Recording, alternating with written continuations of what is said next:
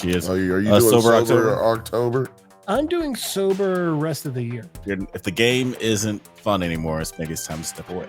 I got to a point where I just like the day after drinking would feel a lot like the day after when I would smoke a shit ton of cigarettes. Yeah. It's you definitely notice it when it's like, all right, it's not even like it's like something in like my mouth and the back of my throat is just like for hours straight. Now, fuck that. Yeah. I'll tell your neighbor to stop coming in and putting ashtrays, emptying their ashtray in your mouth. You probably get the same feeling if you just have a quick makeout session with Baba Yaga. Like, you'll probably get the same taste. Oh, Yeah. She got that tongue action, boss. she's not holding back. Yeah. The Baba Yaga, the Baba Yaga. You thought French kissing was intense? Wait till you get to Romanian kissing. Ooh.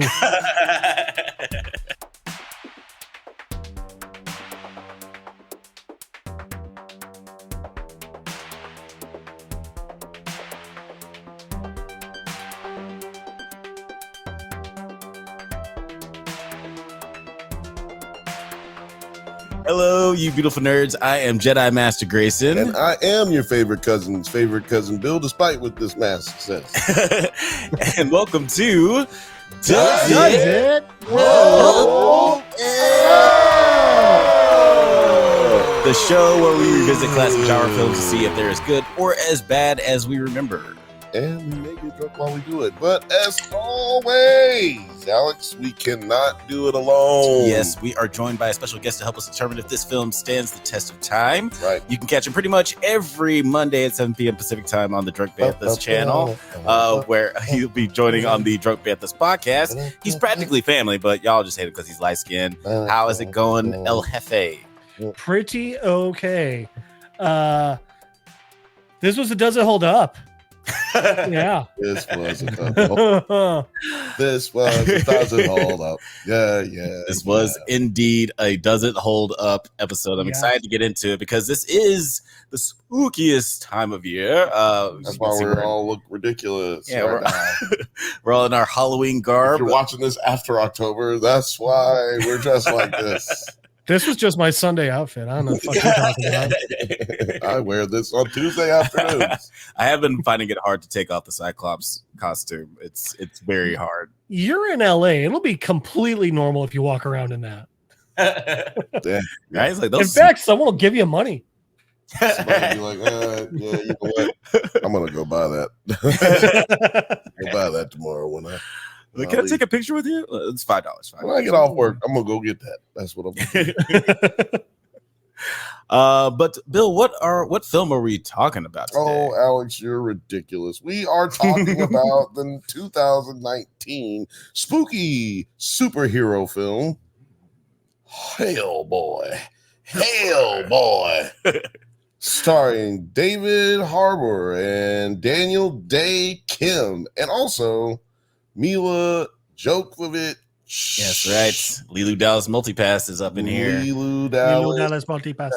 What was the name of that girl who was in the movie too? The other girl. Oh yeah, what? I'll have her. Alice. Got it. Alice. Yeah. Garbage. Exactly. Garbage. Don't know if she's actually an actor. She I might. don't know if she knows after this movie. She might have been a plant to make Sasha Lane. Man. She might have been a plant to make this movie bad. And Somebody might not have wanted this to go as well as it could have. And it's funny because I've seen Sasha Lane in other stuff, like she was in the Utopia remake that was on Amazon Prime, and I thought she was actually really good in that. Even though that show was short-lived.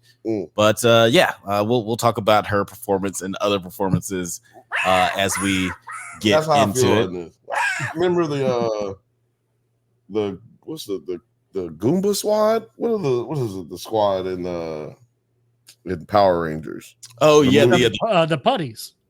No, the movie. In the movie. Oh yeah, I think it was the Goomba squad. Where they got the birds that fly around. They had the dope theme song. Yeah, Yeah, that shit fucks. Like that song is actually really good. We've actually also talked about her before without realizing it. Oh, yeah. Oh, what else? She was in Loki. Oh, who was she in Loki?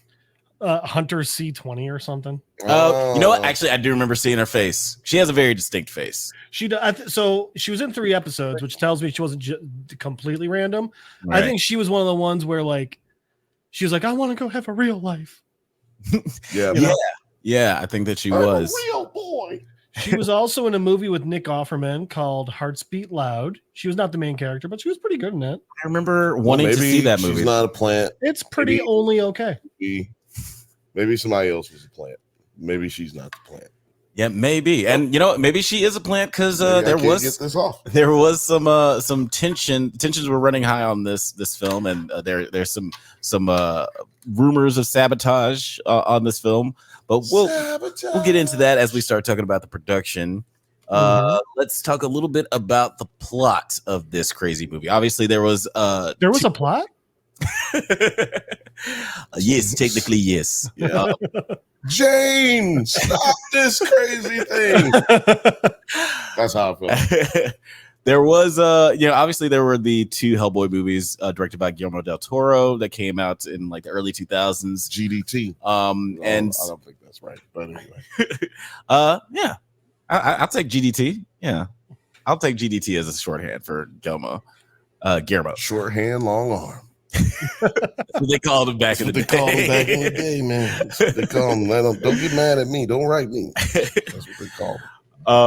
But yeah, in this film, the plot is Hellboy is caught between the worlds of the supernatural and human, and he battles an ancient and he battles. That's every fucking movie. Yeah, I know. And he battles an ancient sorceress bent on revenge. That part is slightly different. Little, yeah. Slightly. As always, somebody ancient, and it's always magic involved. So what's different? Yeah, there's always some magical MacGuffin. Like a sorceress instead of sorcerer. Exactly. This is the version where Leeloo Dallas doesn't get the kiss to remember to love people at the end. Yeah. And this is let's talk about the reception a little bit, because those first 2 Hellboy movies were well beloved. They got they're pretty high Rotten Tomato scores. That's why we're not covering them on this film. On this episode. We tried. Yeah, we tried. The rating wasn't quite low enough, but this one was. The critics score, is 17% on Rotten Tomatoes, and the newly titled popcorn score, which is the audience score, is 47%. Is that bad? It's not good. Which I agree. That name is just not good for a rating system. Yeah. You're not digging the popcorn rating title? The popcorn meter? Fuck you. Can you hand me that ashtray, please? And yeah, that's stupid. That's a dumb name, man. And as we're talking about reception, they should call it the Drunk Bantha meter. Oh, one day, once they reach out to us for permission to use our name, obviously. I mean, it just fits. Be honest with you, I think it's better if they don't ask first, and then you get to sue them. I was gonna say they don't even really have to worry about getting sued. Just put that out there. Whatever it is that needs, that's free advertising. More honestly. people, the better. Come on, Rotten Tomatoes, get with the fucking program. Get with the program. Get on this Drunk Bantha's train. The reason this show exists is because we talk shit about Rotten Tomatoes. Yeah. So I don't know. Fuck them. But where did you land on this, Professor Broom, the first time you watched this? Okay, so the first time, I mean, so let's be honest. First off, I'm coming off of 2 Hellboy movies that I really enjoyed. Love Ron Perlman, and we're coming off of David Harbour's Stranger Things. Oh yes, so we're loving him from that. So so we have those 2 things, and then also Daniel Day Kim. I actually just love him as an actor, and I love seeing him get to do more things. So this movie came out. I thought it fucking sucked. Yeah. It's this funny movie came out. I thought it sucked. Roll Tide. Put that on the DVD case. It is weird. Really hilarious. Yeah, on the back of the DVD case it says Jeff. I thought it sucked. 2 stars, and then it just says Jeff -Jeff. It's like, who's Jeff? I was wondering. I thought it sucked. Wouldn't change a thing. Oh man, wouldn't change a thing. Love it. What about you, Bill? How did you feel the first time that you saw this movie? Oh man, I was hoping you weren't going to ask me that.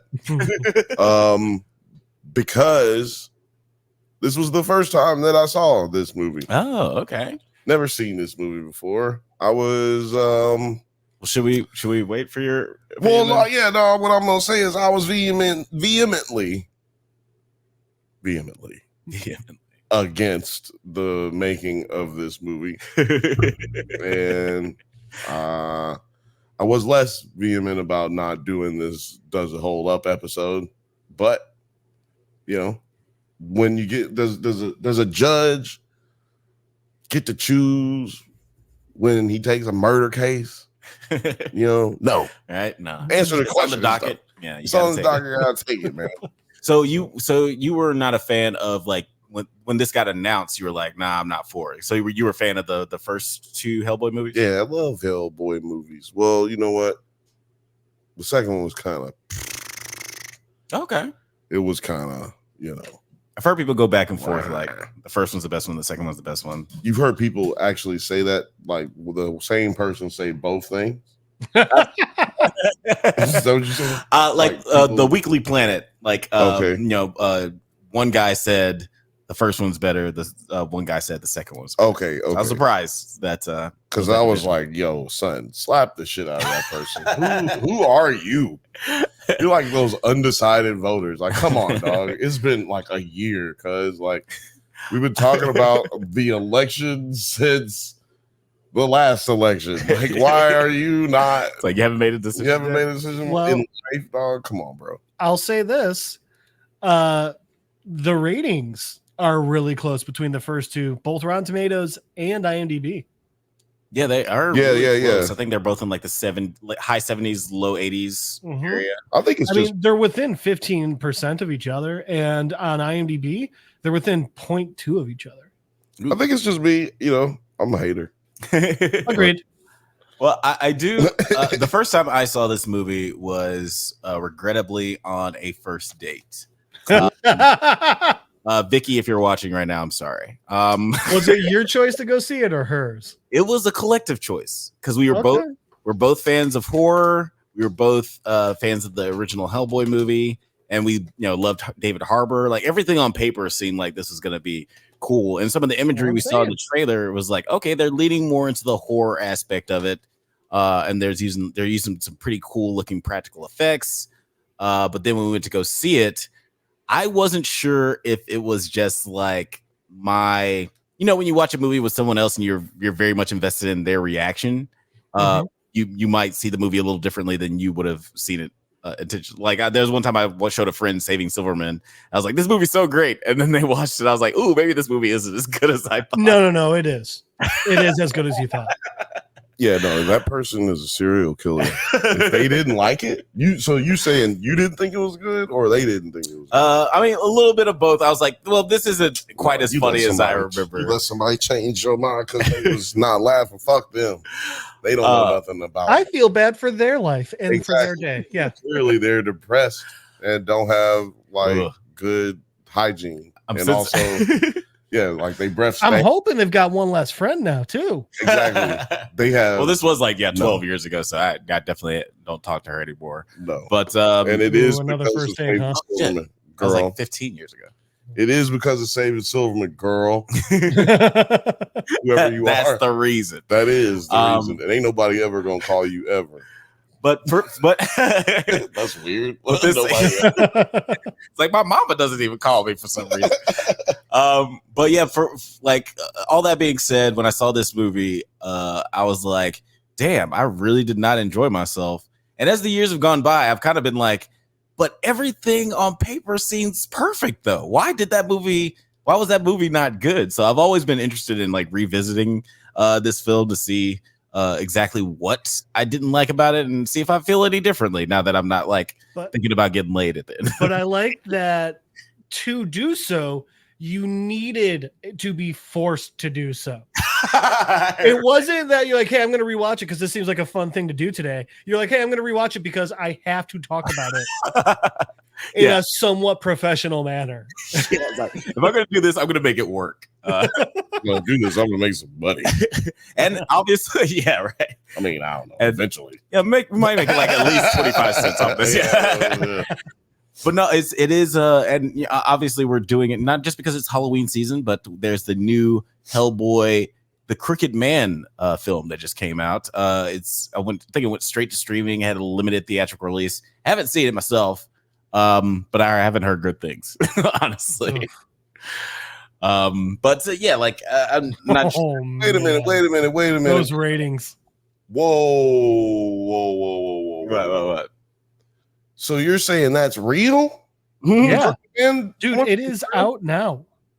Actually, let me see because I think I might have. No, I thought that was a fake trailer. It's been out for 4.5 months. You're like, this can't be real. Yeah, no, I saw it. And, there's a lot of fake trailers out there. You know, like, and I thought, oh, this is one of those fan fiction film things. Mm-hmm. Fuck. Yeah, I thought it was because there are a lot of AI, trailers out there nowadays. And I didn't watch the trailer because I assumed I was just gonna go see it in theaters. Never watch trailers. They're bad for your brain. But yeah, it didn't end up coming out in theaters, so I was like, I guess I should watch the trailer at some point because I don't know any other way to watch anything about this movie. But yeah, guys, if you've seen the new Hellboy, the Crooked Man film, please leave in the comments how you felt about it. But in the meantime, in between time, we're going to get into... I'm going to have to ruin my life with this. Is it like the same cast? No, I don't recognize any of these people. Apparently, the creator... I forget the creator's name, but the comic book creator of Hellboy, he had more of a creative control over this new film. He's in his Todd McFarlane bag, where he's like, "This has got to be my vision." No, that is not a good bag to be inside. I am taking a previous statement back. I recognize one person, Joseph Marcel, Jeffrey from Fresh Prince. Oh shit, he's in that movie. I'm watching. Evidently, yeah, watching it. I'm sold. Yeah. They bring me back in. Take all of my money, please. But I'm going to find a way to steal it. I'm not going to pay for this. Absolutely. And speaking of money, let's talk about the box office reception for a little bit because this movie, the money. Nice transition. Here comes the money. The bills. The box office from the opening weekend, it made $12 million, a little bit over $12 million on a $50 million budget. Obviously, in this every movie past 2010 is like a big blockbuster has to like make at least half of its budget in that opening weekend. Otherwise, it's kind of considered a failure. Honestly, if you're not, and if half your budget is still like you're in danger of never acting again. Yeah. This is a time period where they were still like banking on actors being the vehicle for movies. Like there are no movie stars anymore. Essentially, there's a poll about call Brad Pitt. Let him know it's over with. There was a poll about Furiosa that came out a little while ago, or when that movie was coming out, and they were asking people what drew them to go see the film. Was it Anya Taylor-Joy, Chris Hemsworth, or George Miller? Everybody, it was overwhelmingly George Miller, which is surprising. That's very surprising. Yeah, I would have thought that Chris Hemsworth would have moved the needle, or at least I would have thought Anya Taylor-Joy, if for nothing other than just damn. I'm gonna tell you something. I put in a hashtag for Anya Taylor-Joy when I was doing shorts for the posters of that video that you did, and there was no hashtag for Anya Taylor-Joy. What? There was no. It was barely a Furiosa hashtag out there that was getting used, but the George Miller one like over 800,000 people had used it. You know what I mean? Like, dude, that's criminal. I'll say, like, throw away the fact that she's a literal model. She's an amazing actor. The Witch, what was it? Split. I mean, the girl's got acting chops. Yeah, she's more than a pretty face for sure. Like, I love the bitch. That's not the thing that makes you a star, though. Yeah, it is interesting. Like, what makes a movie star? What makes a movie star? Charisma. You can be a great actor. You can be beautiful, but you have to have that charisma. Yeah. And I would sorry, you know, like Zoe Kravitz. She has the charisma. Mm-hmm. She might not be as great as an actress as other actresses, but she's got that charisma. Yeah, and that'll get you a long fucking way as an actor, for sure. Yeah, that'll carry you a long way. And speaking of charisma, David Harbour is just oozing charisma, especially he oozes that. Actually, he has cholesterol problems because of the charisma in his blood. Okay, so you're dealing with high levels of charisma. You need to. He got heart issues from this amount of charisma in his blood, man. You take these anti-Riz pills. That's what makes him gain weight. It makes me bloated. It makes me bloated. It keeps me humble. But let's see what else came out this weekend. Let's do it. Of April 12th, 2019. Yeah, Shazam beat out Hellboy for sure. It's in its 8th week. Still killing it. A movie I completely forgot about. I have no idea what the fuck that is. Is that the one with Damon? No. Where they shrink you down? This is with Issa Rae and Regina King. I don't think I've ever even heard of this. Like, nobody remembers that movie. It's basically like a 13 going on 30 type of situation. I also have no idea what After is, so at least there's that. Shazam Little Hellboy After Pet Cemetery. Look, you can do that. That's like a bad sentence. If you're like someone really messed up their Mad Libs. Yeah, there's a lot of movies in this time period that didn't do well. No, this is a let's just be serious now. This is, except for Captain Marvel, I don't see a good movie on here. Oh, well, right. I guess You didn't like Us. I did not like Us. I like Missing Link. I didn't like Us either, but I will say that I feel the vast majority of people did. So I will count Us as a successful movie of the time. For sure. Yeah, it made a lot of money. And even Captain Marvel, this is its 36th week in 36th day in theaters. Still, goddamn. So it's weird that it made it so high. Well, I guess it's not really weird. It ended up making $1 billion. But yeah, like, look at all these fucking forgettable ass movies. And when he says forgettable, the fuck is Wonder Park? What? Yeah, Wonder. Oh, How to Train Your Dragon. I love all those movies. I never saw past the first one, but I heard that they're all good. None are as good as the first one, but they're all good. Mia and the White Lion. Like, what are these fucking movies? The Madea Family Funeral. It made $50,000. Why a juggernaut? What in the absolute hell? So the highlighted ones are the ones that came out this day. Like, so these are the day ones. Jesus. There's a movie that is on its 127th day out that was rated higher than Mia and the White Lion. That's amazing. God damn. Oh, it's hard out here in Hollywood. It's hard. Oh man, I've seen so many of those.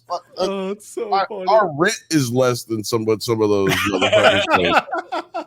Like, the rent yearly is less than what some of those motherfuckers made for a movie. Oh god, they made that. They didn't spend that. They made that.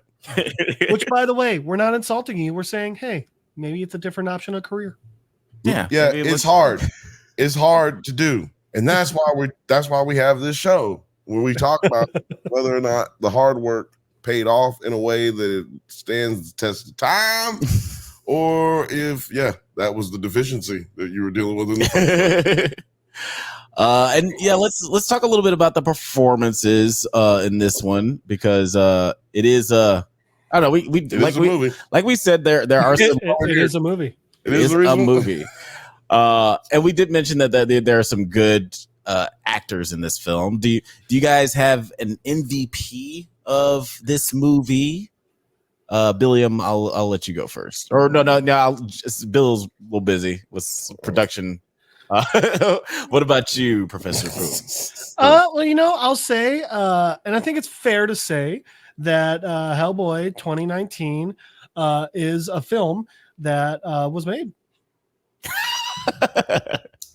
So you have no MVP for that. I mean, I guess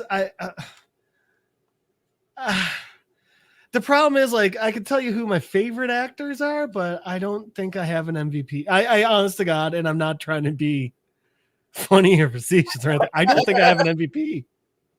I think I got one. Well, no, I know I got one. Okay. My MVP is the old white lady at the headquarters at the Fish and Chips. She is really good. With the machine gun? Yeah, she came in with I'll need to see your ID, her. Yeah. I'm gonna need to see some ID. She was pretty great. Yeah, you don't get there it is. There she is right there. Bam. Oop. You suck, Alex. Yeah, no. I would say Ian McShane, but like I wouldn't say he did a good. Who was in Ian that's McShane? Very begrudging. He's Professor Broom, the dad. I'm terrible with names, man. I literally just pulled it up, so you're good. I was just thinking, like, I was just talking about this with my coach. She was like telling me somebody she's in a movie with, or she's working on a movie with, and TV show. It's a TV show, and it's the black dude from Law and Order. And now Jesse L. Martin. Yeah, love him. Look at that. He just pulled that nigga's name out his asshole.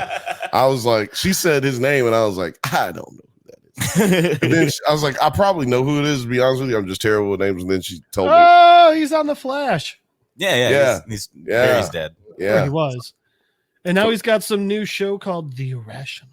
Yeah, and she's on that, so that's what she's doing.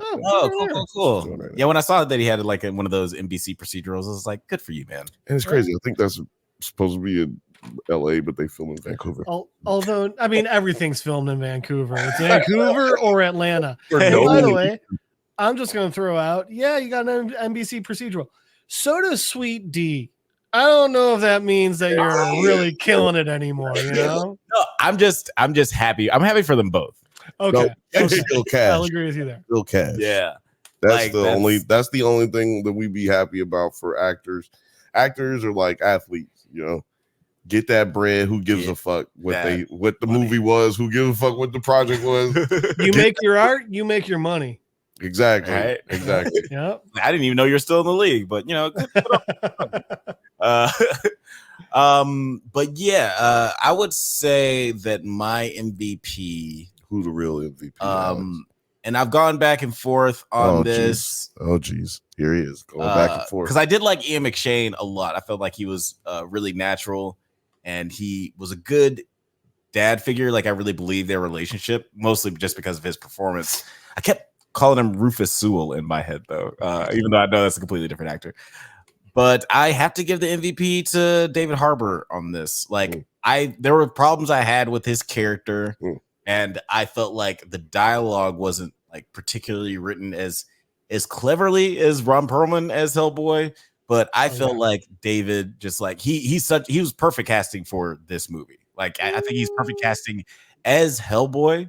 I just think that there's some execution issues, like throughout the film, as far as just like writing, directing, and the makeup looks great. Like I might be the minority of this, like, but all of the makeup from the body to the face, everything just looks incredible. So I'll give you that. Yeah, the makeup looked awesome. But I don't know, man. Maybe there's an issue of direction, but it felt like David Harbour was just yelling every line. He was like, it got to a point where I was like, oh my God, dude, this is just, what are you doing? He was doing a lot of shouting, but that is also like, that's kind of David Harbour's MO. Like, if it's written better, like he shouts a lot through Stranger Things, especially season 3. It's just what he always talks like this. The alcohol intake goes up, the volume goes up. Yeah, right. He starts out right here, and then he has to keep it going, and it builds up. And then he's like, I don't know what you're talking about. Yeah, that's the whole character. Yeah. Is just going up, staying here real low, seeming like you got it all together. And then what the fuck? And then it's a crescendo that doesn't exist in this. Like, yeah, this is like a Bon Jovi album where it's just all up here. It's all where they just released "It's My Life" 12 times. Yeah, gotcha. it's all slippery when wet over here, boy. But yeah, I do feel like there's an edit. There are problems with the editing and the directing, where it just didn't. Yeah, it didn't come together as well as it could have. But yeah, I don't think that's David Harbour's fault by any stretch of the imagination. But let's talk about the production a little bit, because we were talking about we're talking about directing, we're talking about editing. Before we get into the story, there was a little bit of scuttlebutt story. Gotcha. Scenes. The Wrap actually reported that the director. The director chose a director of photography, but because there was some tension between the higher ups, the two producers, I forget their names. Just trying to look it up. Todd and Paul, yeah, those guys. They reportedly fired the director of photography that the main director had chosen, just in a way of showing them, quote unquote, who's boss, like who's in control of this production. The production studio came out and said that this is all just hearsay, and that the director was just like making a molehill out of a mountain, or the other way around. But do you guys, hell of a molehill?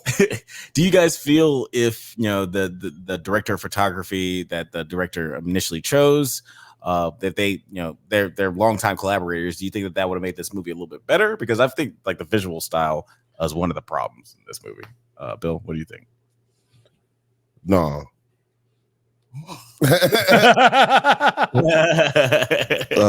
No, like this.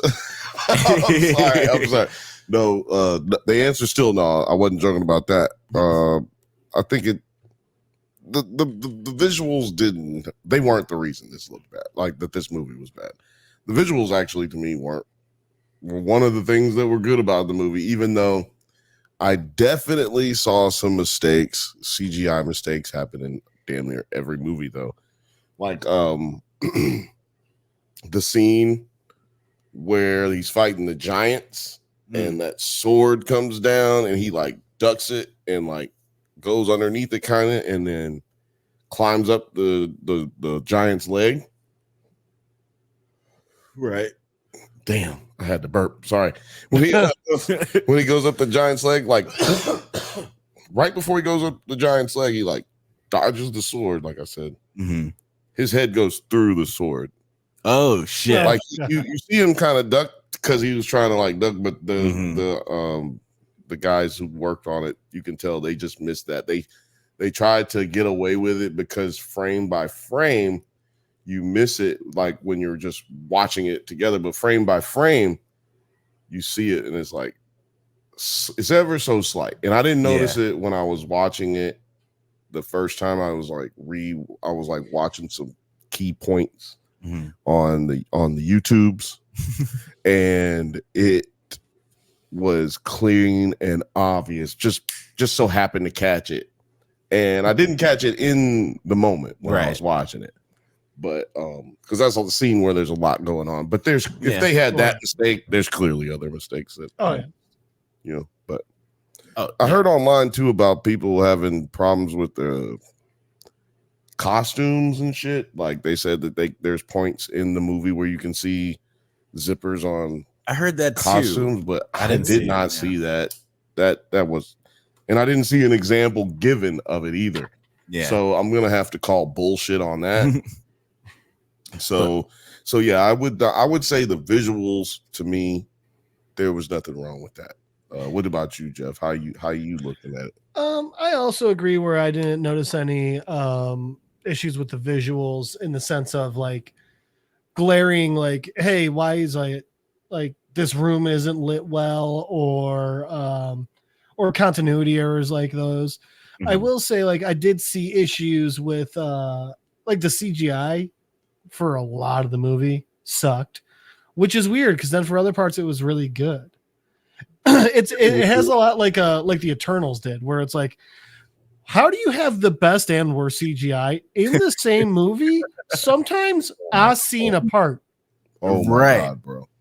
And that's usually, from what we've gathered from the reports in Hollywood, it's usually because these visual effects artists are being like overworked and rushed. So some stuff just ends up turning out better because those are the scenes they had more time on.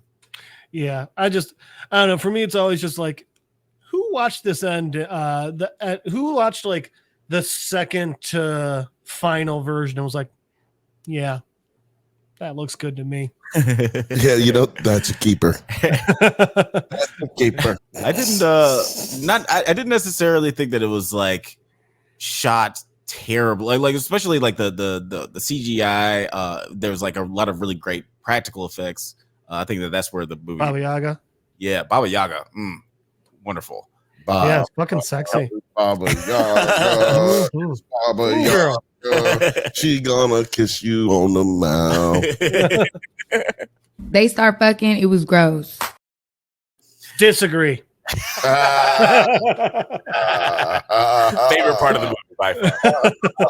But there were some moments where, and this is before I even knew about the director of photography problems. There were times where I wasn't in love with the composition of scenes. Like I was like, why is that person standing there? Why are they framed up this way? And in the giant feet scene specifically, that was one of the scenes where I was like, this scene should be so great, but like the physics of everything, just like where the camera is being pointed and like moving around as opposed to where the characters are. That was just like a lot of moments where I was like, this isn't how they should be positioned right now. Like it's I feel like if the corridor crew would lose their minds while watching this scene. But I wonder if I just missed that because I was focused on like, why do the Giants look so bad? I was looking at them like, yeah, their color was like gray and they were outside. So I'm like, what is going on here? Yeah, it was a weird color. Let's get to the nitty gritty, man. Let's start talking shit. Okay. Well, I got one more thing about the production first. I will say kudos to them for, I forget who was originally playing Daniel Day Kim's character, but when like there was yes, thank you, Ed Screen. When there was some pushback because that character is traditionally Asian in the comics, he stepped down and they brought on Daniel Day Kim, which again, I'm a big fan of Daniel Day Kim, so I was glad to see that.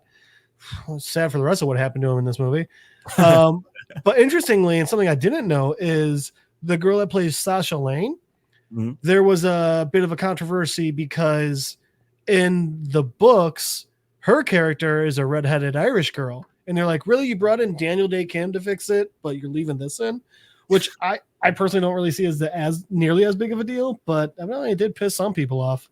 There are a lot of like Asian actors and hot redheads are both like pretty much on the same level as like having trouble getting work in Hollywood. So those hot redheads have a fucking nightmare time.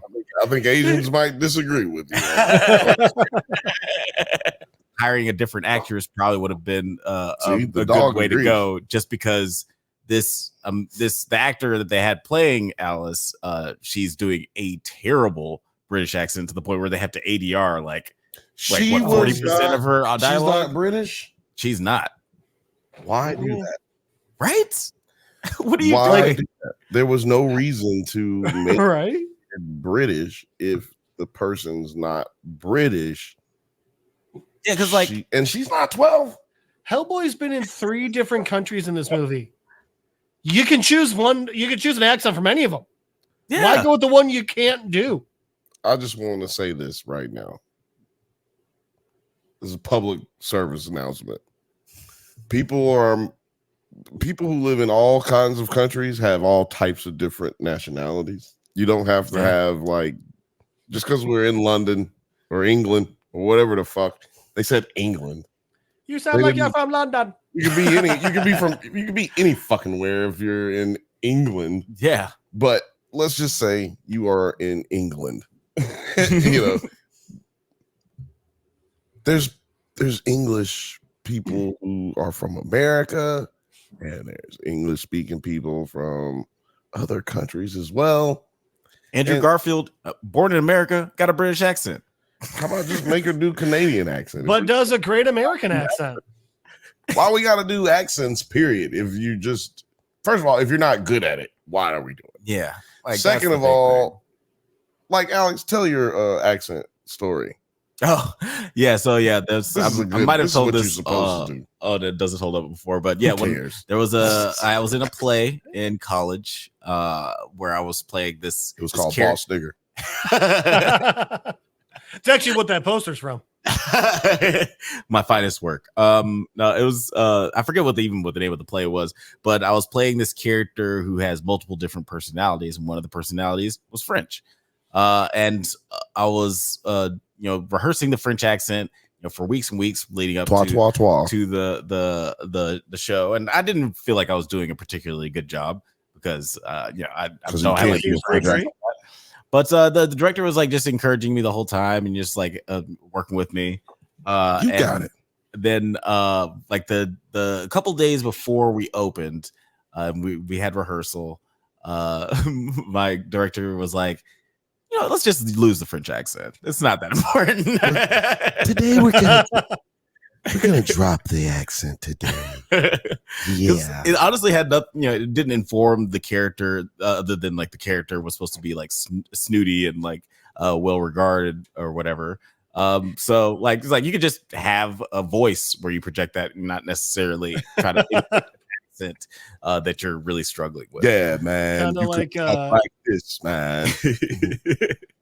Kind of like Joey and Friends. Your Southern accent that somehow always came out Jamaican. What do you mean? The South will rise again, man. I'm guaranteeing you, Alex's French accent sounded like dog shit. It sounded so terrible. I've never heard him try one. Like, you know what I'm saying? Like, well, why would? But see, yeah, that's what I feel like when you try and do a French accent with like English words, it's also way fucking harder. Like if you're saying like French words, way easier to do a French accent. Right? Yeah. Exactly. Like that's with the British accent too. It's easier with British words. Yeah, I should have just done a British accent. Why do they not just do a British words? But aluminium. You sound like dick. I do know. I did get a tip on how to get started with a posh accent, though. Okay. You don't say sing about banging your friends. Well, no. Close though. She's my favorite Spice Girl. What you have to do is you have to get your British accent going, it's a bit more proper. Right. And then the way you get around it and get into that posh accent is by using things to get you started. So you can do like, instead of saying, so to say yes. Yeah. That was awful. That's not posh. That's more just regular. Cockney? I don't fucking know. It's just regular. I also don't know enough about the different neighborhoods. But to say yes, you just would say ears, like is. Yes. Like letting it ooze out of your mouth. Yeah. Is. I like that a lot. That's pretty good. So there you go, guys. That's a free one for you. If you want virtual voice acting classes, just call me. I'm doing only voices, though. I'm only teaching impersonations. Hit me up. Links to Bill's masterclass can be found down below. Right. Let's start doing a YouTube. It's like, stop right there. I've got an item that's going to change your life. Or the skip button comes up. If you want to do a soccer hooligan accent and it's just nonstop curse words to get you into it. Yeah, exactly. You know what? I'm actually not going to do that because we're a whole nother rabbit hole. Let's actually just go back. Is dead. Let's actually go back to London, as we were saying. Well, hold on. We finished the bad production.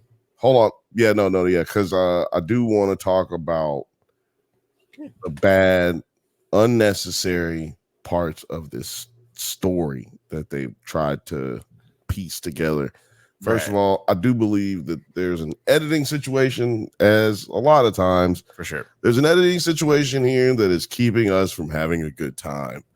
Felt like a lot of cutting room floor shit. You have bad editing, you're gonna have a bad time.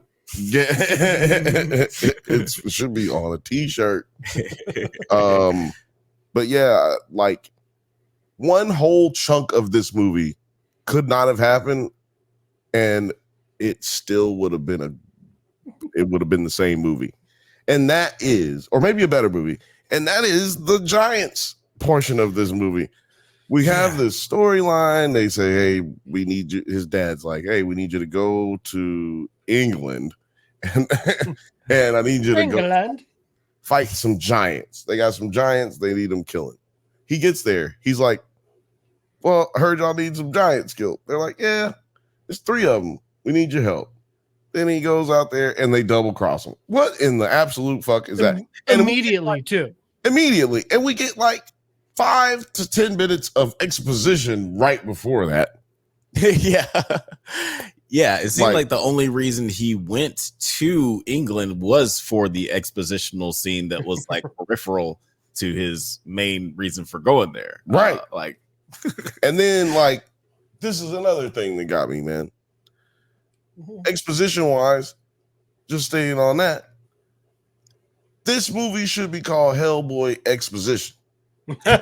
Exposition. Because I don't think there was a moment. I don't think there's an act in which we don't have at least painstakingly something explained to us painstakingly, as if we cannot watch this movie without them telling us what's happening in the movie.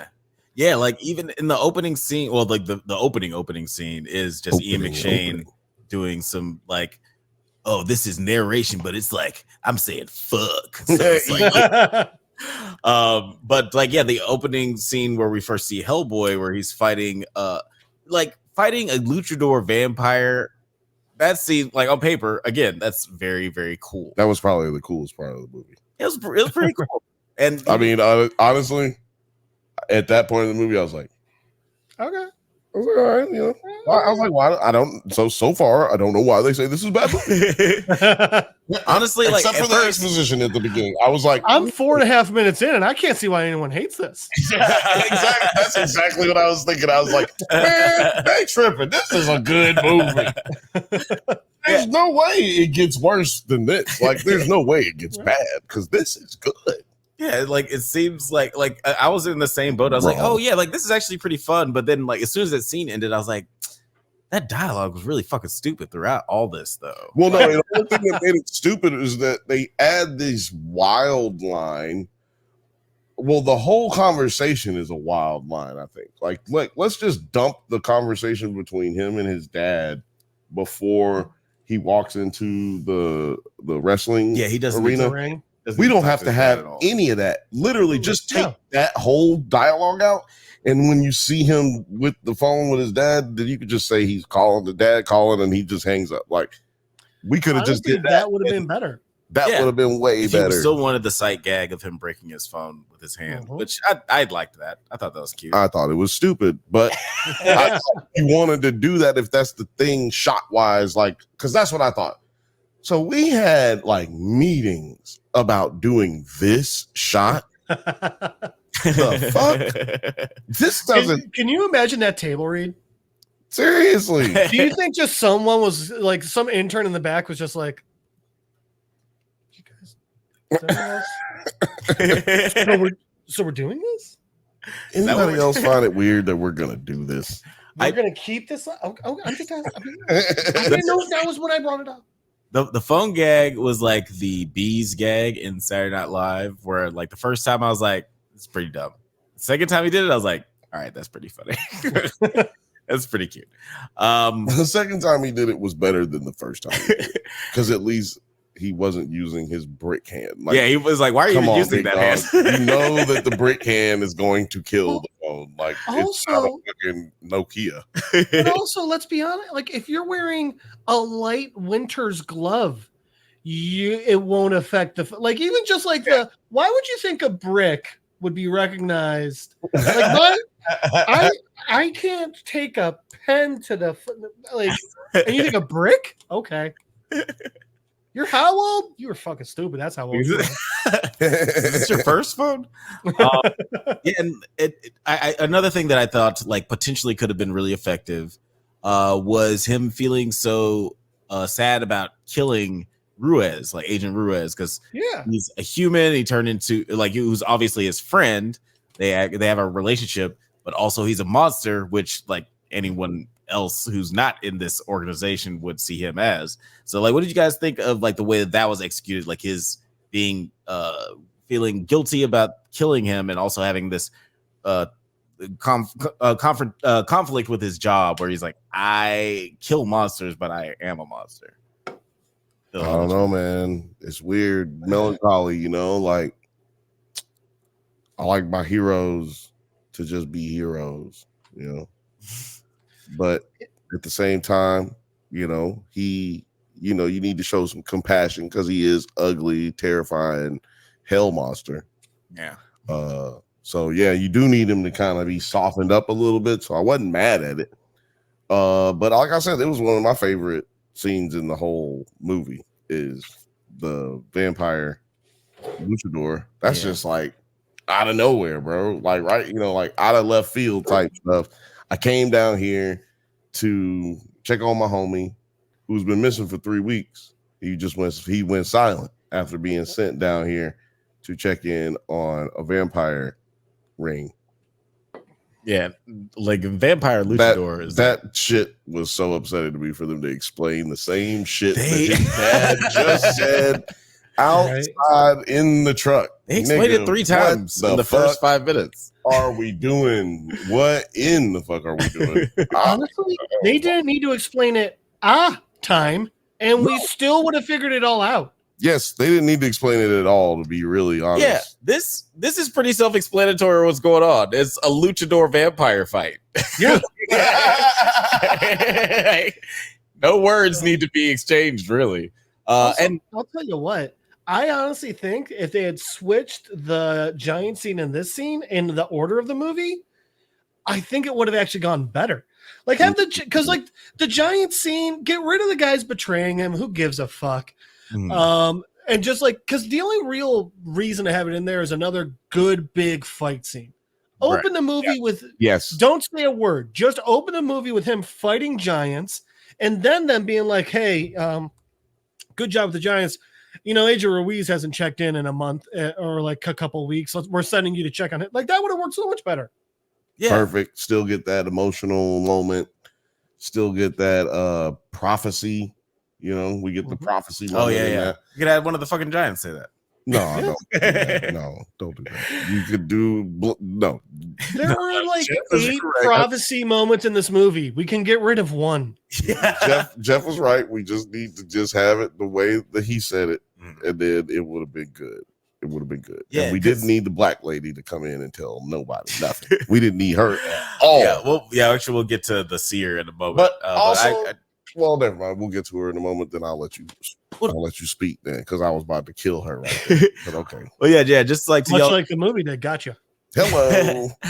But just like just to piggyback off what you guys were saying, it is weird, like the placement of this scene, if it is because it feels like a Monster of the Week kind of situation. It feels like, you know, an episode of Angel, where it's like this is this monster that this person has to fight. All right, I'm glad because I was about to do it too. But it would work effectively if you put it at the beginning of the episode, so like the audience just thinks like, oh, okay, this is just a day in the life of this character. We also get like an idea of his power level, like how strong this guy is, and you know, like to your point, we could just move on to the next thing. Like it's like, oh, well, this is just something that this guy does all the time. But yeah, they kind of fucked all that up. Sure did. But yeah, like there's some cool things about that fight scene. But I guess the real reason he's even here is to have this conversation with this lady about his origin. Yeah, you want to talk about her? Well, yeah. First of all, I just want to say I liked the Giants. But like Jeff said, it was just a vehicle to have a fight. It wasn't like an actual storytelling element to it. Don't show that.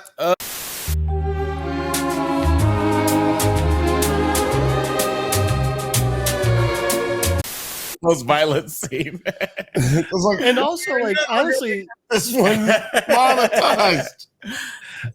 And yeah, because like having also Hellboy, which I mean, like he's a bit tall for a person, but like somewhat human sized, fighting and kicking giants' asses, like that's a cool fight scene. You can do a lot of. That's the thing. They actually made a fun fight scene. If like the CGI was better, and if he didn't have swords disappearing through his head. Yes, exactly. And I'm about to bring that part up before we get demonetized again for showing this part. But I think it's this part. I'm going to pull it up though. Because I want to, since Alex, I didn't know he was going to have this pulled up. Of the demonetization part? Yeah, that's fair. Yeah, I didn't know we was going to. Yeah, right. I didn't know he was going to get it in like that so early. Getting it in was what got the last one demonetized. Hi-yo. There it is. Because the sex. There it was. Did you see it? Oh, yeah. He just kind of runs through it. I'm going to get it here set up for everybody. It won't get demonetized because he ran through the sword instead of getting hurt by it.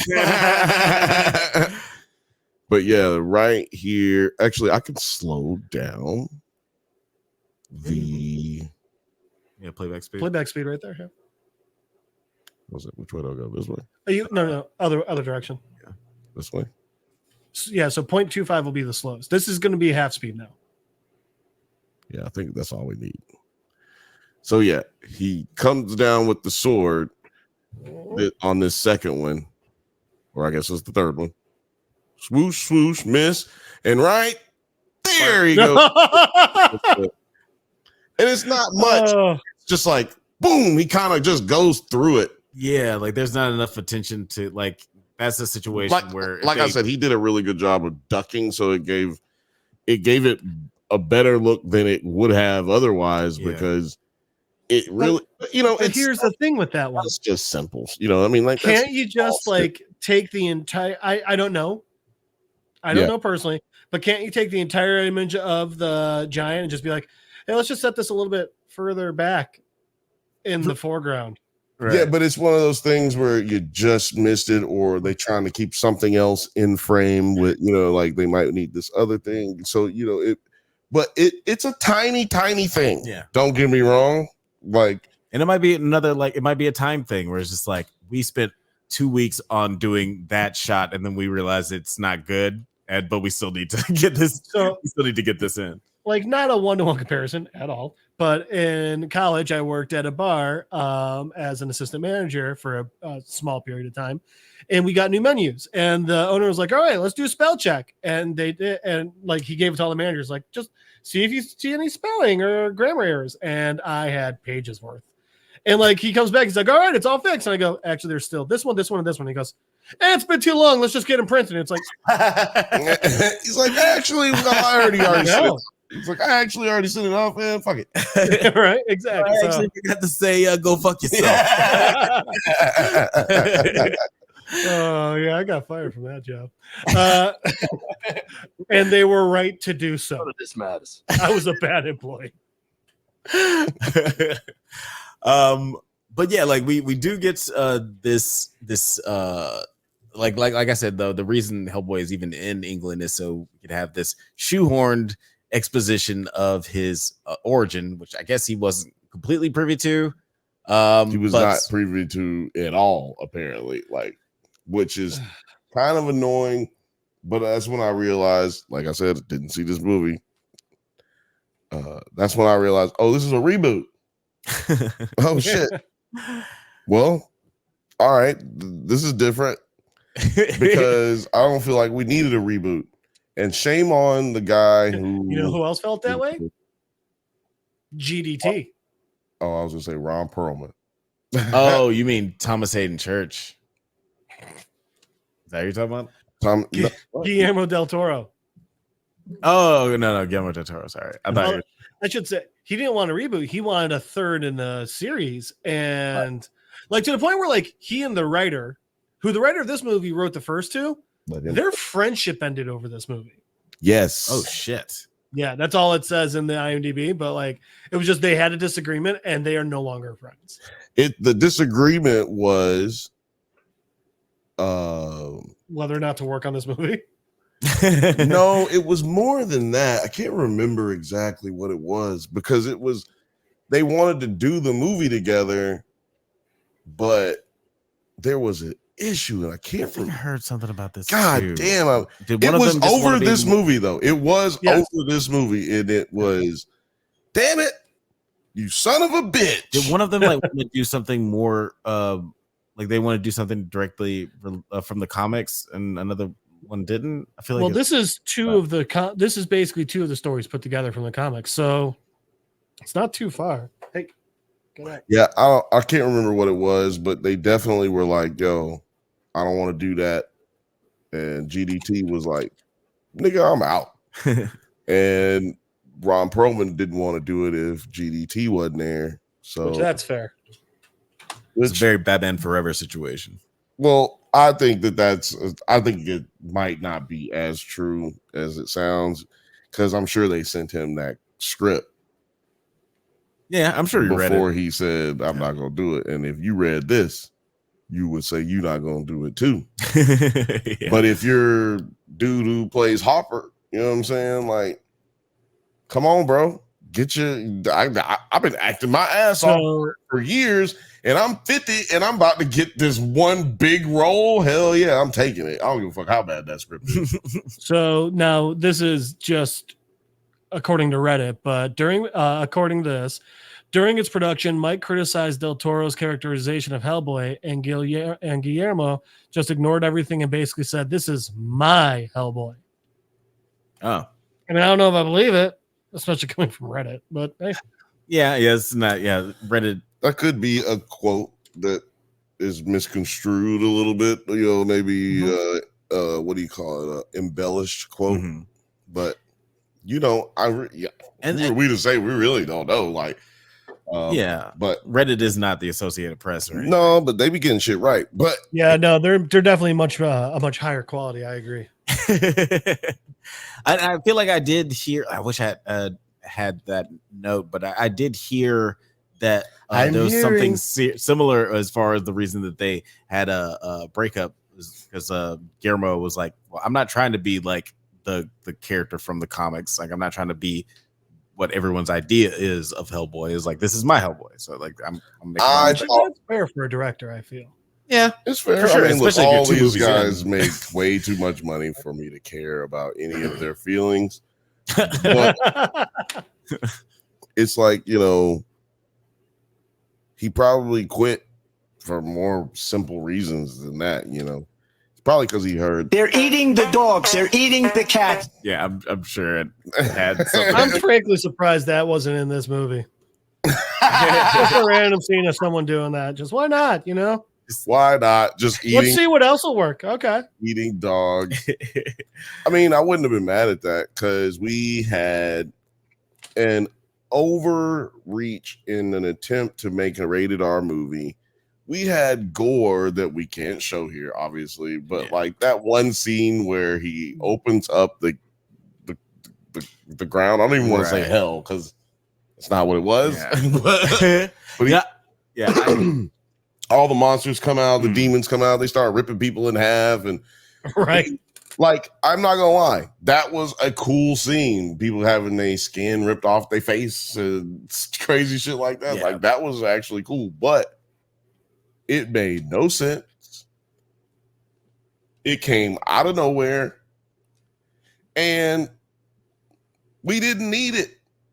I don't think we needed it, but maybe you're different, but maybe it's different. But it just like felt so like not monster of the weekish, but like, hey, let's just do this monsters running around pulling people's faces off bit real quick. And I don't know. I didn't really fuck with that one.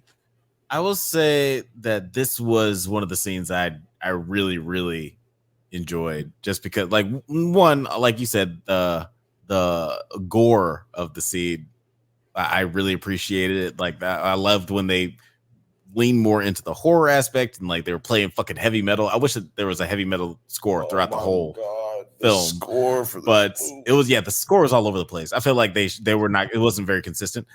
But like little things, as consistent as this movie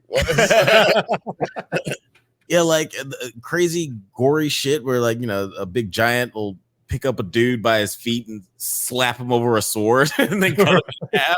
Like that shit I loved. No, I didn't like that one because I couldn't tell it was a sword because the CGI was bad on that one. I couldn't tell it was a sword until he picked it, and like till they said he picked his hand up and it went shring. I was like, oh, that's a sword. Oh. Well, like the Baba Yaga scenes, like honestly, you could have taken Baba Yaga out for me personally. Yeah. You're wrong. It was cool that I feel like they did a good job of her, like with the house on the weird chicken feet and stuff. But like, that was cool. That was cool. And it's like it's really faithful to the Baba Yaga legend. So like cool. Right. And funny story, before, because I didn't know what the fuck was going on in this movie when I saw it for the first time. But the girl I went on a date with was Russian. And she was like, Baba Yaga. Like almost immediately, she was like, Baba Yaga. I was like, you know what this is? We all friends, bitch. Yeah, that's Russian for grandma. I mean, bitch, you just be hanging out with this bitch? Like, what do you y'all bake cookies on Tuesdays? What do you mean, Baba Yaga? That was the only time excited during this movie. Like the whole like children see it, like part of it is like, okay, we get you're just trying to up the rating at this point. Right. That's cool. Like I'm not upset about it, but it's more just kind of like, do we need it? Because that's what you're looking for through movies without substance. You're constantly looking for the stuff that you need. And when it becomes less and less and less, that's what makes the movie, unenjoyable, bad, whatever you want to call it. But all we get out of this, I think the correct adjective is this. Because literally all we get out of this scene, like all we get out of this interaction is this kiss, which was disgusting, and find out where Mila Jovovich is, man. Like that's all we know. Honestly, for me, the biggest thing you actually take from this scene isn't even the part that moves the story along. It's just, he's fought Baba Yaga in the past. Yeah. They have a history. They have a history. He took her eye out, which they had to say at least twice or three times in this one scene. They had to mention that. That was interesting. It's like, do you not feel like your makeup is good enough? Hair and makeup has made it clear that this bitch has one eye.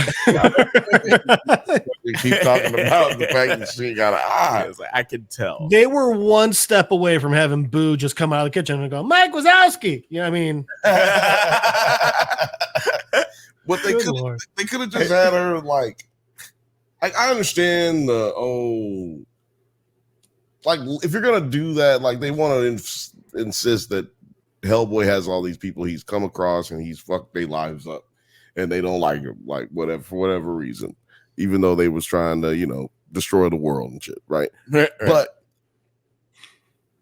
lean into it if that's what it's gonna be like, like make it more funny. Like he just be like, oh, you're gonna keep whining about this. How long are you gonna hold this against me? Taking out your eye, like come on. Yeah, that was years ago. Like something to make it more funny. Just if you're gonna keep bringing it up, right? Or make it a bigger part of this. Like make her basically like a sub boss. Like don't make it like all right, thanks for dinner, bye. Yeah, because it makes it exactly. It was just like the Knights Templar that he had to fight with before that, or whatever the fuck they was. I just watched this movie today and I already forgot about that part. It's just like that though. That part did not need to be in there. We have made this movie about 40 minutes shorter by taking out which is still an hour and 20 minutes. Which this movie did not need to be an hour and 20 minutes long. It didn't even need to be an hour and 20 minutes long. Yeah, it was. I mean, 2 hours for this shit? What are you doing? Yeah, like there's a lot of plot points going on. And I guess the main one is that Mila Jovovich is the big bad. and she's about to wreak havoc. But it is weird, like the Birds of Prey movie. For an example, I feel like they did a really good. I feel like they did a really good job of having Harley Quinn have to reckon with all of the burned bridges that she had in the past. Like she had now that she doesn't have Joker as her protection, she has to deal with all these gangsters who she's fucked over and like injured or killed one of their family members or whatever. And that's like very comedically brought up, like continuously, like it's a very big part of the story. And to y'all's point, like it feels like, you know, Hellboy having wronged all these monsters in the past just kind of isn't this focused on as much as it should be, because we're trying to like put more focus on the whole Mila Jovovich thing, which is also connected to the revenge thing with the warthog guy. Yeah, because we found out King Arthur was a dick. Now, how about that? Look, shock. Let me tell you something, man. That's another thing that pissed me off. Hold on. That Hellboy is the King of England? Agreed. Why in the fuck do we have anything about King Arthur popping up in this movie? That felt to me so it is in the comics, and I think that's stupid too.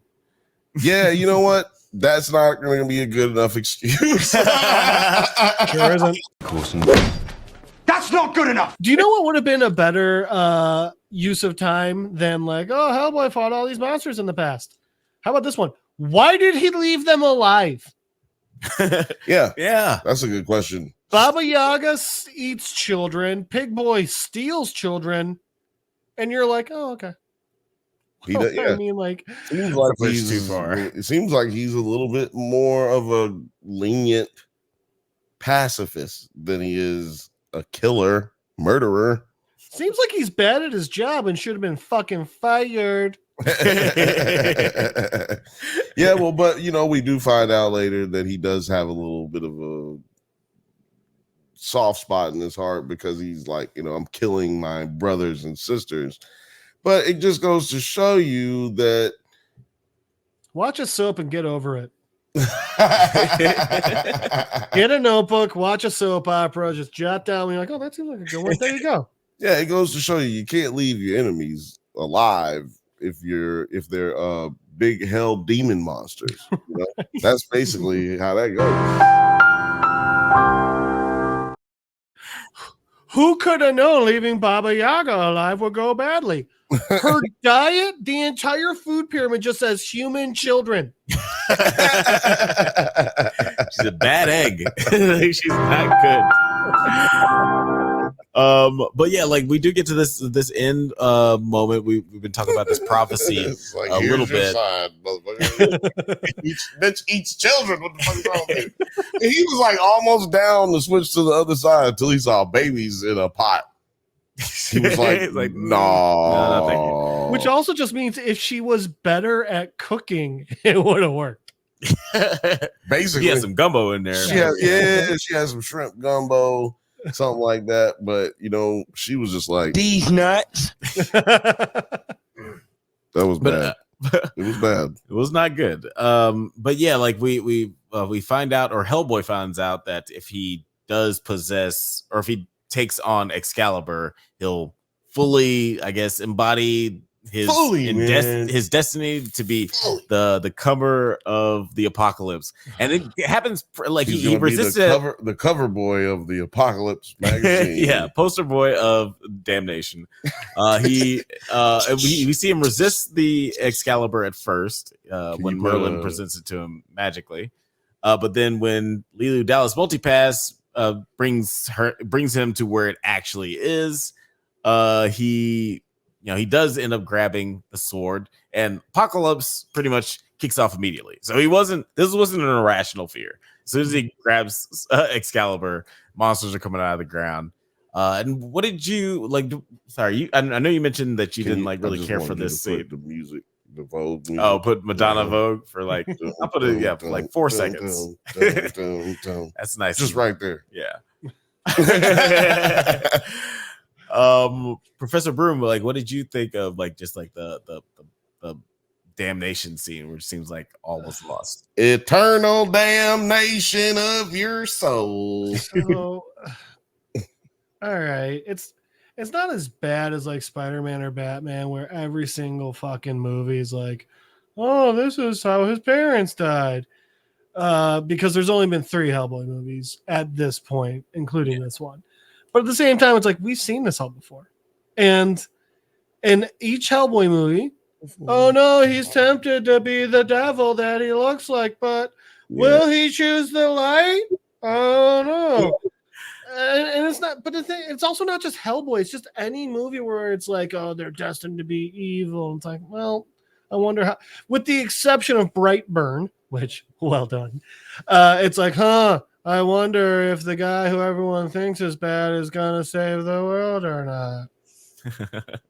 No, I agree. I don't know. This is the reason that movies shouldn't have a grace period between, like, there should be a specific time set for reboots because it's too soon to do a reboot. Oh yeah. Majority of the people who were kids and teenagers and adults when, like, in early 20s, you know what I'm saying, when the movie came out, they're all just 40.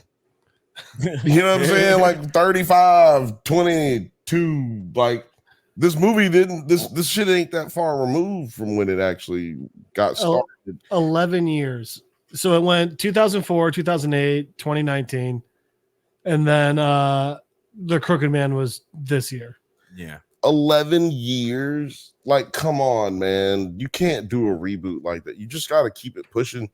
Can you imagine if Marvel decided to reboot all of the fucking Marvel because they got rid of fucking Chris and and Robert? Yeah, that would be crazy. By the way, I'm just gonna throw this out there. They have the opportunity to do the funniest thing ever and make Chris Evans a Doombot. Just one. He'd be down. I think he should be a Skrull. I think they should bring him back, and then when you'll think, oh, Chris Evans is back, and he'll be in like 2 movies, and you find out at the end of the second one that he's a Skrull. Yeah. I'm also cool with them just bringing in his character from The Losers too. That's funny. That would be cool. He's got so many comic book movies. Just keep letting him go. Scott Pilgrim, push. Let's do it. We got 3 more. I'm in.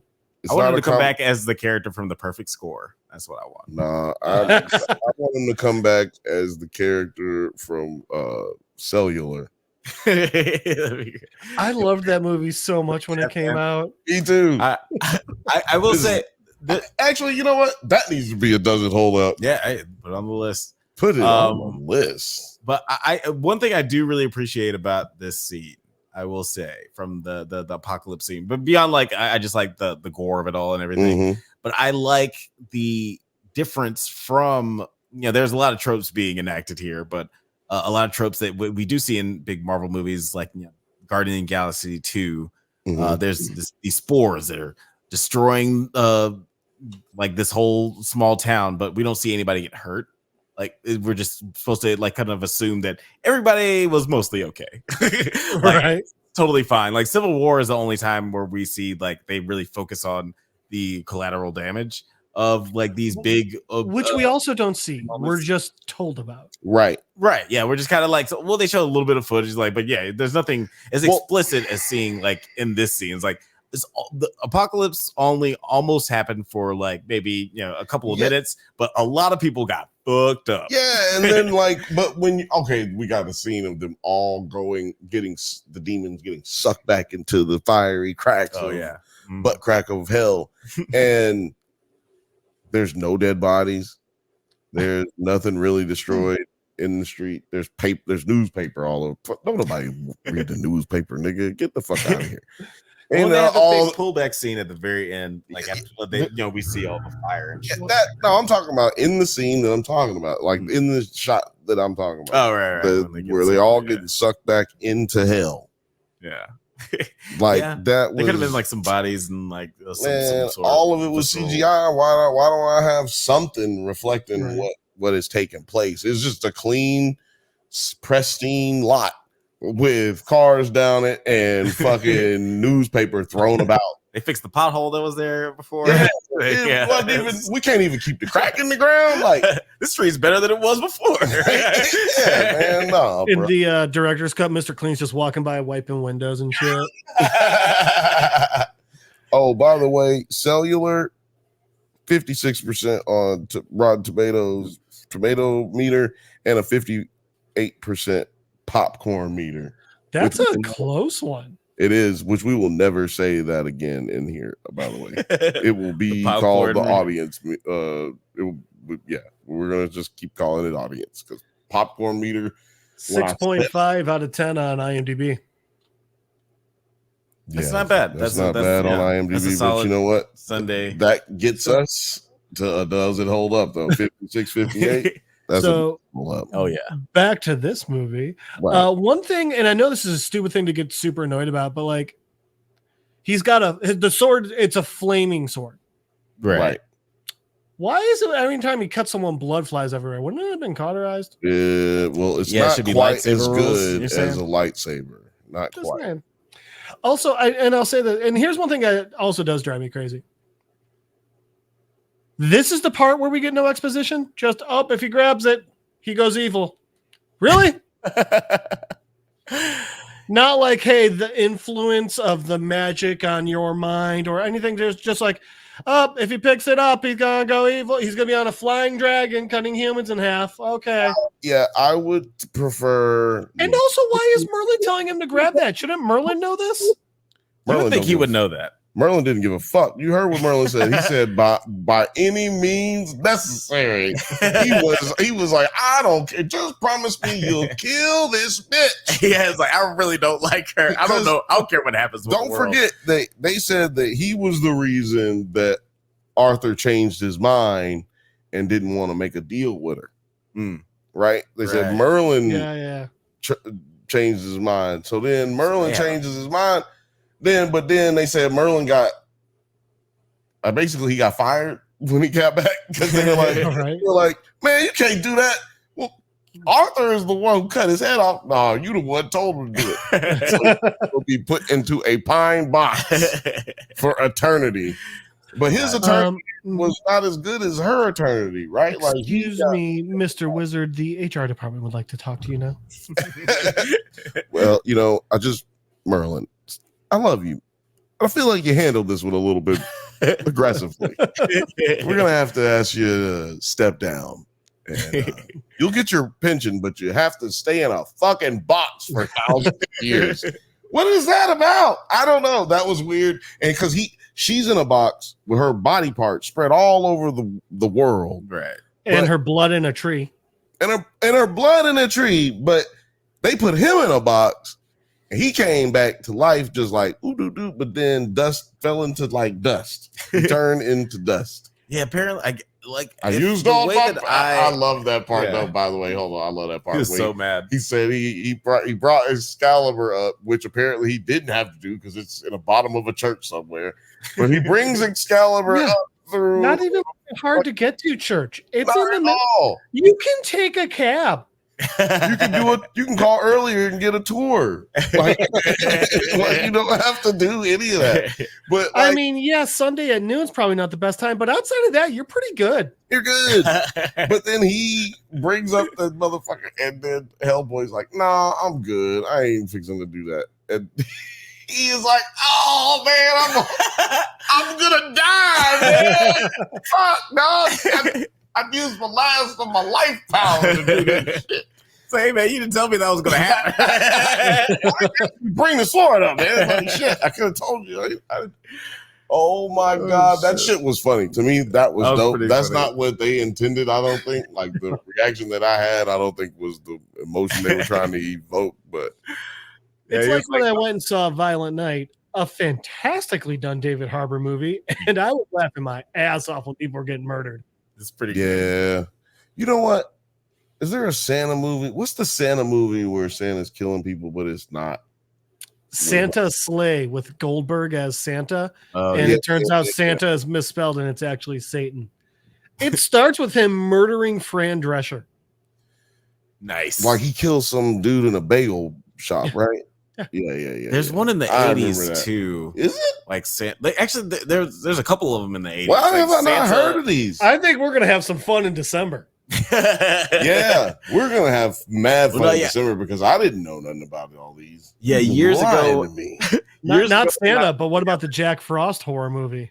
Yeah, there's the Jack Frost horror movie. Oh, we're doing all these for November and December. We're doing all these. There's Thanksgiving.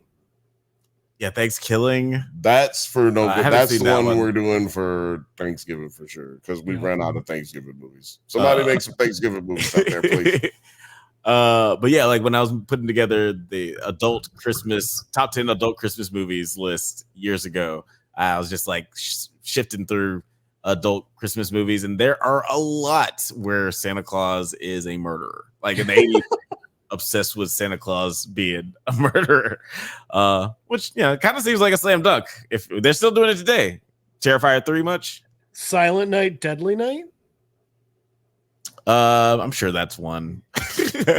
I only watched a couple of them because I'm not trying to watch Put it on the all board. of them. But yeah, guys, let us know what your favorite Christmas horror movie is. Or a Thanksgiving movie if you can find one. Tell me a Thanksgiving movie, please. Thanksgiving. Oh yeah, Thanksgiving, but that one's too highly rated. That was awesome. Yeah. But yeah, let's talk about the ending of this movie before we get out of here, because we do get like a sort of Fine. If there is such a thing as fan service, I would say that this last scene is that, and it's almost a cool scene. Like it's kind of reminiscent of like the Guardians of the Galaxy hallway fight scene, but just not executed as well. You mean after the scene that they threw in because they're like, well, he killed the big bad and that sucked. Let's add something else. Yeah, that scene. Gotcha. Yeah, this little fight scene with the three heroes who have survived: Daniel Day Kim, Alice, and Hellboy. They were the only people. That's another thing. There were no stakes in this movie. Everybody who needed to be alive stayed alive. Yeah. Ugh. Oh, and even when Alice was poisoned, it's like how slow acting is this fucking poison? They had time to find Merlin. Yeah. They had to go across the fucking world. Like, right. I guess they didn't. It was still in England, but it must have been like Ireland or some shit, right? Like, the way the homegirl explained it still seemed like it was going to take a long time to get there. And then that was stupid too. Just get there. I don't need to see all of the shit that the bitch just said. I don't even need to hear her say anything. Tell them to go there, and then they go there. Yeah, just jump cut to them being there. And I did shout out to Merlin. You know what, Merlin? You might be my MVP. You got so mad, dog.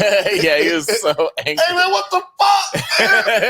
I'm fucking dying, man. It's like, I'm so glad. The only thing good is I don't have to see y'all pitiful bitch ass faces. That was when y'all so cold-blooded when he said that shit. Only thing that's gonna make me feel good is that all the bad things in the world is gonna happen to you and only you. I just see someone interviewing that actor and it's like, where'd you get the motivation for that? And he's like, I was just thinking about being in this movie. He's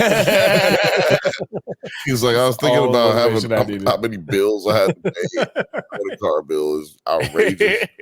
And so that's how I got through that scene. When you saw me crying, that was how I got. We felt the emotion. Yeah, so did I. He's like, yeah. I did want to talk about, because I completely skipped. So our end fight scene was, because I don't know if we ever finished. Sorry, before we get to the end fight scene and like the little teaser moment at the end, I do want to talk about the ridiculousness of the scene. We did talk a little bit about the moment where he's been possessed by the sword. But what turns him around is a moment, a heartfelt moment from his dear old dead dad. I thought that this was potentially could have been very moving and very effective. Like if he hadn't been an asshole. Well, no, like their relationship is son, don't be a bitch. Yeah, and it felt kind of on brand for their relationship with each other. That tough love relationship. Yeah, but the visuals are insane. It's this like weird, slimy snake vomit. So it's supposed to be ectoplasm, but don't do that. Yeah, I know. What was it? A Haunting in Connecticut did something very similar. So the thing is, like, way back in the day, like the day of like Houdini times, like they would show pictures of that, like coming on, and like that was supposed to be ectoplasm. So that's what they were trying to get with that. But the pictures and newspapers from Houdini's time looked better. Houdini's time, jeez. Yeah, like the just maybe the design of it was just very off-putting and just made me think, oh, this looks disgusting. I couldn't just focus on the conversation. It could have been less fucking gross. Like, I'm trying to get to the gross of it. I don't like it. I don't like this. Right? It's just good. Which at this is extra annoying because like this, like their design of Hellboy at the end here actually looked really good. Yeah, it looks fucking awesome. With the fiery crown and everything. I know it looked just as good in Perlman's version, but like, man, finally you're giving me something that I'm enjoying. And then you're like, no, we're gonna take your joy away. Yeah, unfortunately, that's good. Speaks to my point again about just it's too soon to have done this remake. But yeah, that doesn't look good. That's gross. I mean, I think it just didn't look good CGI wise, to be honest with you. But the flame crown did. That's what I'm saying. Like, it's in the same scene, and you have great CGI and shit CGI. Yeah, right. You can see the flame crown like right here behind us, and yeah, it looks so rad.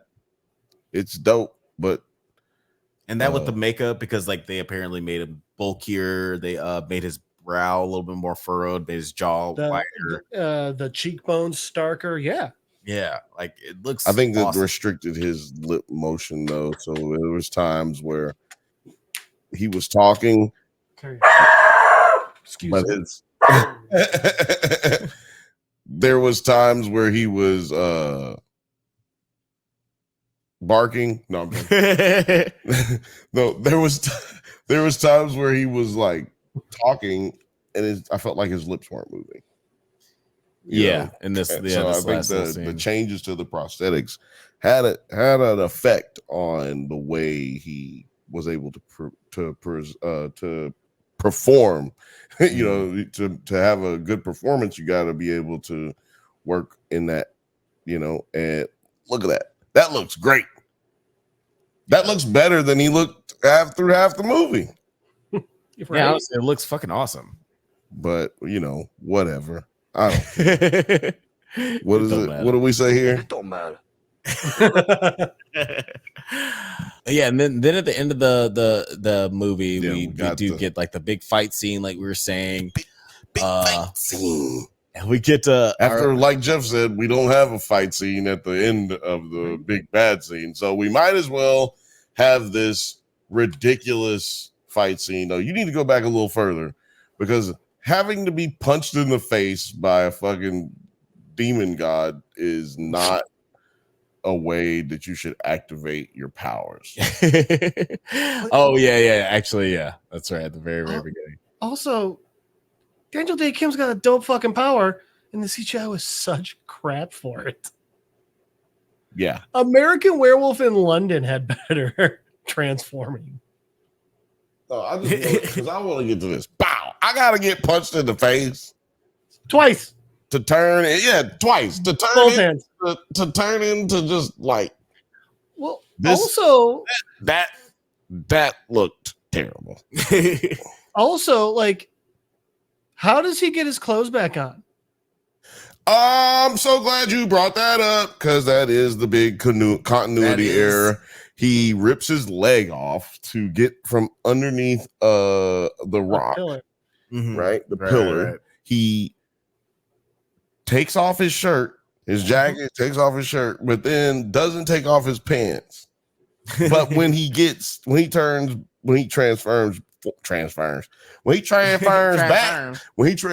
back into his actual body, he's got long ass pants on. Now in that scene, all of it's back, including the bulletproof vest, which is just like, wait, what? It's like, how did you do that? Okay, whatever. Like, he's a druid. It's wild shape. Okay, whatever. It was stupid. And yeah, so he should have been. I just think that they should have just had him take his pants off, or maybe there's a scene where we missed him take his pants off too. Because I think this was affected by editing. Like you said, this is a whole 2-hour ass movie for no reason, and that that there was things that they didn't use. Right? It just seems like there's stuff that was like a lot of stuff that, like we say, sometimes pacing issues come from bad directorial decisions before we even get started filming. Yeah. Right. And because if you know you're gonna need Alex, if you know you got a 2-hour movie, why are you going to film 18 hours of fucking shit? Because that's what it seemed like they did. It seemed like they filmed way too much, and it just got too much. It got to be too crazy, and they got into the editing room, and they were just like, chop that. Nope, bring that back in. Nope, that didn't work. Yeah, it's a weird situation. There's so many plot holes. It's a strange situation where they took out things that they probably should have left in, and they left in things that they probably should have taken out. It was one of those moments where they were like, let's just drop the accent. And someone was like, no. I'm just saying, Shrek started over to put in, it was done when Myers was like, no, he's going to be Scottish now. So they could have easily taken an accent out of this one. Yeah, very easily. Yeah. There's and let's talk about this last scene, because do you guys think that this is something that should have stayed in? They maybe should have taken out. Get a little bit of fan service to a character we all know from the previous Hellboy movies, and in the comics, and from the comics, of course. We get a teaser of Abe. Oh shit! We get a teaser of Abe. Alex got that ringtone. White ass mama, white ass daddy, mulatto butts, mulatto butts. I should change my ringtone to that. Mulatto butts. I should change my text message ringtone to just ignore me. Oh my god, that is amazing. We're all gonna have the most annoying notifications for our phones. Oh, I already do. And, so to answer your question, just no, we did not need that. You know what? You still could have kept the Abe Sapien fan service in. Literally just have them like punch, like they take out one guy and then they go like, you ready? And the door opens and it just zooms out past all the other guys, and you just see the Abe Sapien tank, and then done. That's the other thing. That was a long fight scene that was just like, the movie's already over. Yeah, everybody's done. There's a long fight scene that led to nothing. Right. Yeah. But so I think with the way that they could have did it, like Jeff said, they could have did that differently, where they could have it should have been like organic. And matter of fact, they didn't even have to have found him for them to show us that it was him, in my opinion, because that's what made it bad, is old girl being like, hey, you guys, check this out over here. What's that? While the director's like, accent. Oh yeah. Oh fuck, I forgot. It's like Madam Web when the dude got his voice 80 yards and his voice did not match his. I don't think that that's the same guy, to be honest with you. And I don't think that the guy will, like the main actor, he can't say it. I'm sure he's under contract. But even if he wanted to say it, like, fuck this contract, like, I'm not gonna do nothing with them no more. And also, this was fucking stupid. I don't think he can say it because it's embarrassing. Yeah. Right? It's embarrassing. Make you look any better, really. At all. He can say that if that is what happened, but it does, like you said, does not make him look good. So, like, that's what they do instead of doing what you're doing. Yeah. Just keep it to yourself. It's all good, man. People who watch this show, our Q ratings show that people who watch this show prefer dogs over cats. So there you go. That's a response directly to what I just said. He's like, you goddamn right. You goddamn right. We fuck with dogs over cats. God damn it. And if like the little Hook 'em horns, god damn it. You know that's right. If the little teaser with the name wasn't enough, we even get like the hand on the glass as if it's Kate Winslet in Titanic. But yeah, I guess it's about time to ask that titular question. Does it hold?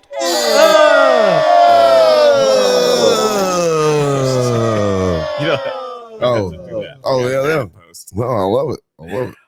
It's gotta be wrong. You do it in post, but that makes it right. That's true. Yeah, it's got to be off. It is about that time where we vote on whether this film stands the test of time. Does it? No, sorry. Don't answer that. Don't answer yet. And as our special guest, Professor Broom will let you go first. I think I might know where you're gonna vote. Cheater. Yeah. It holds up. No.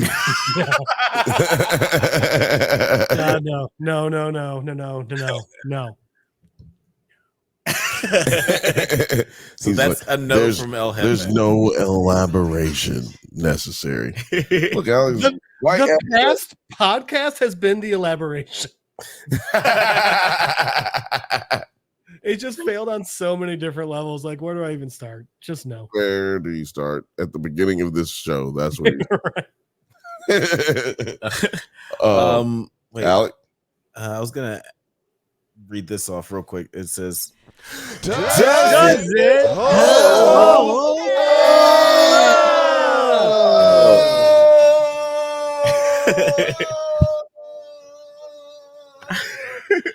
I was very close to voting yes, it does hold up on this. You were. Right inside of a garbage truck. Sorry, I had to do it. I was very close to voting yes on this because, again, like in the first 10 minutes of the movie, I was like, all right, I'm in. I'm really enjoying most of this. Got a Black Rebel Motorcycle Club needle drop. Hated all the needle drops. Aside from the atrocious dialogue, it's not that bad. But yeah, like there's so many. It's like a death from 1,000 cuts. Like there's so many good things about the movie, but like a lot of really small things that are happening like 10 times in one scene. Like the inconsistency of the score, the inconsistency of the cinematography, the inconsistency of the writing. Sometimes we'll get a good funny line, but that's like 1 out of 10. Most of them are old hat shit that we heard Uncle Joey say on Full House. Like, it's not good comedy, not compelling directing, not enough great horror to make it even just like as a fun background film that you throw on during a Halloween party. It's just not fun as it should be. And so I have to vote no.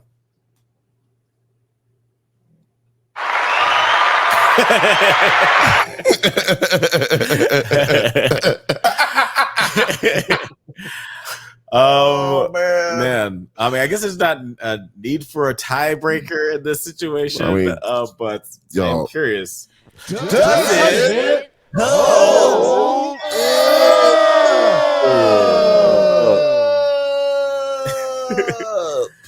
Well, let me explain to you, man. First thing I want to say is that this movie had the music was bad, the acting was okay, questionable, but you know what? They all knew they were in a bad movie. So yeah, that's how hard. Come on, if you know you down by 50, how hard are you going to continue to play? Like, so that then we had issues with the special effects, but more issues with other things than that. Yeah. I want to say this movie holds up because there's a lot of movies that are like that. Madam Web came out, fucked up the whole bar of everything. Yeah, what even is movies? I like how Madam Web came out and you could have had it. Does it hold it up that day? That fucking day. I need to go back and watch our podcast episode of that. One of the funniest episodes of all time. And also, I yell a lot. I feel like there was like a 2-hour long episode and we only talked about like one scene. I need to go back and watch that because I feel like we didn't nearly get like deep. There was no way to get that deep into that movie. We got as surface level as they did. But yeah, this movie, unfortunately, this movie does not hold up. Tried, but it's the compoundance of things that are wrong with it. Like if the script was okay, if the script was a little bit better, this could stand up like with, you know, just being a bad movie in a movie. Like, because this is the thing, people. This show is about whether or not about whether or not the movie was good or bad, not whether we liked it or not. It's about objectively, could you make this movie again and put it out and it do well? Well, sometimes the answer is yes, even though it didn't do well when it came out. Sometimes the answer is yes, but in this case, man, you can't. The life preserver to save this movie would have to be so enormous. You know, it would have to be at least the size of the ass crack hell hole that they had at the end of the movie with where the monsters came out. Oh yeah. Yeah. The I just ate I ate too many Serranos beehole. Yeah, I got you. Exactly. That's the way it was to me. That's what it looked like. That's the way I interpreted it. But yeah, man. It's like completely unrelated. I have to go to the doctor next week, so y'all don't. Yeah, man. This movie does not hold up. Does it? No.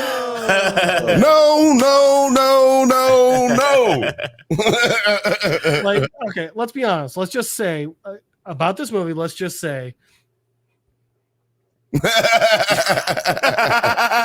not gonna say it out loud, but we'll say it with sign language. Go outside, nerd. Get out. Go. I ain't got time to be distracted by your worthless chime-ins. Go.